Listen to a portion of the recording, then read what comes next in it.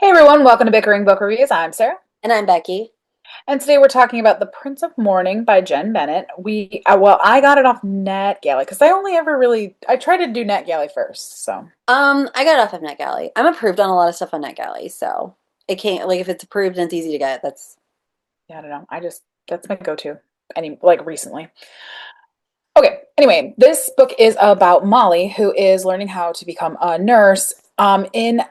I believe it's like the 1700s. I always kind of lose I track thought it of was what the 1800s. was the We'll 1800s. touch on that later. But okay, so back in time, she's learning how to become a nurse because at this point in history, she couldn't become a doctor, right? And so like she makes it very well known that she can't even know like what medicine she's giving people. She just has to like do what the doctors say. Anyway, she's trying to become like a certified nurse.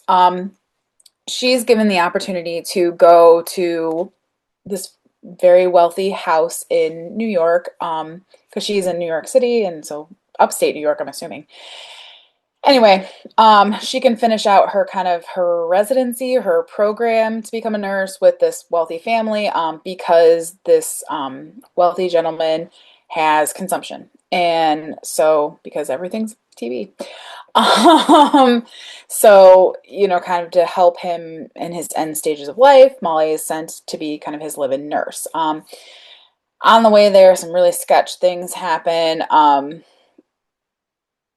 Just kind of like supernatural sketchy things. The servants are a little weird. Like everything is just kind of a little weird. And the longer Molly spends at this very nice house, the weirder things become, and like kind of the scarier things become.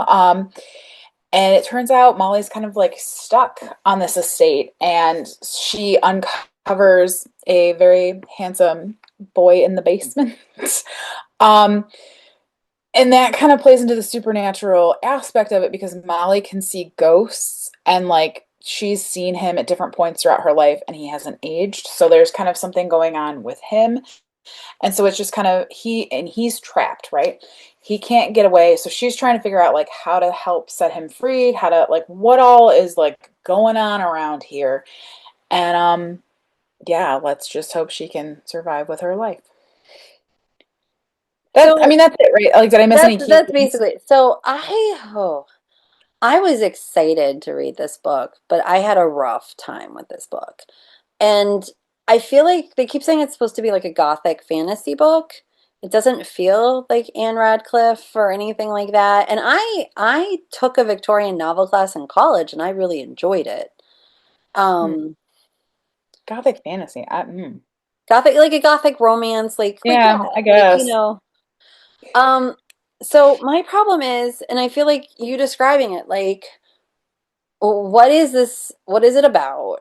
And when is it based? Like, because I felt like I thought 1800s, you're saying 1700s. It might have been the early 1900s. I don't know. It didn't feel completely accurate to historical time. Mm-mm. And every so often they would Well, even say, like the turn of phrases, just they didn't match like they didn't match historical and I can't remember, books. there was one that I Googled because I was like, did they say that back then? And they did say it. They had been saying it since the 1600s, but it meant different things in different time periods. I can't remember what the term was. And I'm like, but does it mean the right thing in this time period? And I just But felt if you like it, can't remember what time period it is, I guess it is kind of hard to know if they're right? like And I'm like, well, yeah, historically but accurate. it was slow. Well, and like, but getting back to the historical accuracy and all that kind of stuff, what was hard is without knowing like what year you're currently in, like not currently, but like in the book currently in, Yeah. she would refer to like previous time periods or like as things are kind of moving throughout history. But I didn't know like how long ago from where you're at currently are we talking? Like it didn't there was no context. It was hard to kind of put yourself in place because you had no idea where you were in time. And that was kind of frustrating. Well, and like there was an Insta love, and it was so Insta love. And I'm like, it Oh my doesn't, gosh. That insta love, like I thought it was fake. right. I thought it was like A like a plot manipulation. device. You know what I Well, mean? and it was like, it was, I will die for you instantly kind of stuff. So there was that. I Well, it was like there was modesty and then there wasn't modesty. And it's like, what is going on? This doesn't make any sense when you go from modesty to not modesty, well, especially in the historical time period. and like I had a hard time following the characters. I, And I did get to a point where I was just like, I just don't want to read this anymore. Like no, I had to force myself to pick it back up. I did too. I literally took a week and a half break. And like I'm like I have to finish this. I have to submit a review to NetGalley. But I'm Yeah. just like it was rough. And I was like, well, were the chapters super long? But my Kindle like tracks how long, and it was like 10 minutes a chapter. That's usually a fast book. And I Mhm. feel like I'm like I don't know what we were trying to be. Were we trying to be like turning the screw? There were parts where I'm like, it feels like The Others, which if you haven't seen it, great underrated movie.